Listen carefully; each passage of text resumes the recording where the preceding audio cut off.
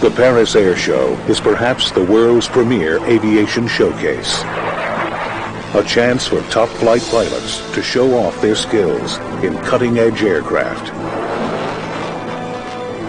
Audiences at the Air Show of 1989 are enthralled as a Russian pilot demonstrates the climbing abilities of his country's newest fighter jet. Suddenly, something goes terribly wrong.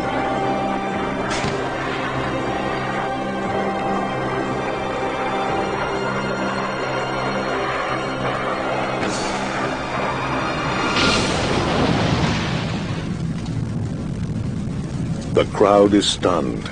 Little do they realize that what they just witnessed is more a miracle than a disaster.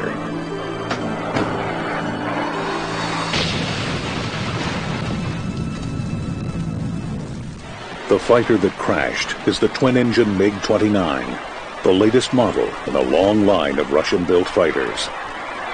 Animosities of the Cold War had prevented such public demonstrations of Russian warplanes, but the Paris Air Show marked a change. With the Cold War over, the Russians could show off their military aircraft for potential sales to other countries. Dave North, editor-in-chief of Aviation Week and Space Technology, says the MiG-29 is state-of-the-art and competitive with Western-made jet fighters. A fighter like MiG-29 is really like driving a sports car versus a passenger bus. I mean, to me, that's a DC-10. The MiG-29 is a Corvette or a Ferrari. Anatoly Kvochur is one of his country's top test pilots.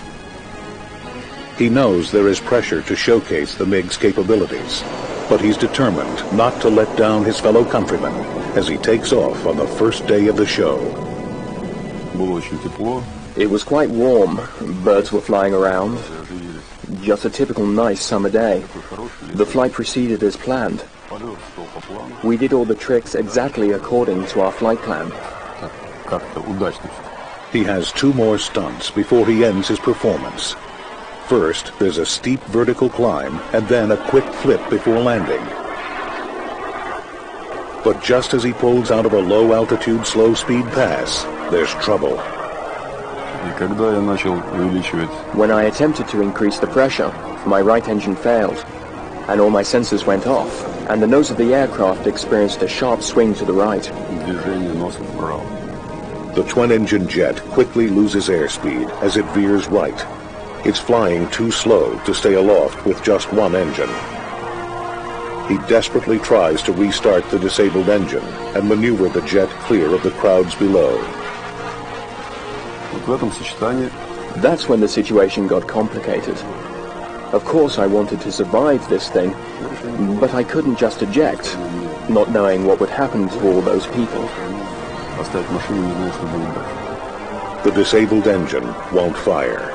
Critical seconds tick by as he tries to steer the plane away from the crowd below.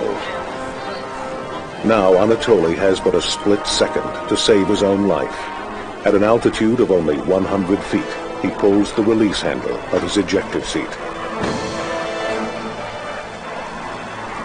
2 seconds later, the jet plunges nose first into the airfield, a mere 50 feet from Anatoly. It was just a strange feeling, so silent. The feeling of stillness even as the plane was crashing and I was rushing towards the ground. Few observers believe Anatoly can survive such a brutal landing. But he does, because his ejector seat is designed to protect pilots in crash situations, even at ground level. The recommended altitude for ejection is almost any altitude that you feel you have to get out.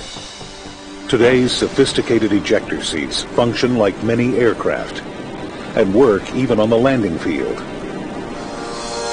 When the pilot pulls on the handle of the MiG's ejection seat, the cockpit canopy flies back, and a pyrotechnic thrust unit shoots the seat clear of the aircraft. At the same time, a pair of rockets propel the seat as far as 200 feet before the pilot's main parachute deploys. Once the chute opens, the seat drops away, allowing the pilot to glide to the ground. Since his jet was perpendicular to the ground, The ejector rockets throw him away from the jet in a horizontal direction, preventing him from falling into the fireball. His parachute opens just enough to slow down his speed, but he still lands hard on his side in the grass. Anatoly, though badly bruised, escapes with only minor injuries, as he demonstrates to reporters at a press conference the following day. Very glad to see you here in this largest...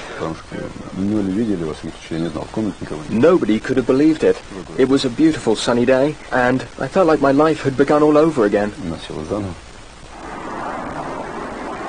An investigation, which includes footage shot with an infrared camera, eventually finds that the accident was caused by a bird sucked into the MiG's right engine. When this happens, there is a flare in the engine's exhaust, and the damaged engine shuts down immediately. MiG engines normally have systems that protect them from birds, but only during takeoff and landings. The unusually low altitudes they fly during air shows make them vulnerable. A bird is a mass, and you put a mass into either an airplane or an engine, and it can cause destruction. The Paris debut of the MiG-29 is a disappointment for the Russians. But the near tragedy does demonstrate that Russian ejector seat technology is effective in even the most perilous situations. The crash also shows us the vulnerability of even high-tech jet fighters to something as small as a bird in the wrong place at the wrong time.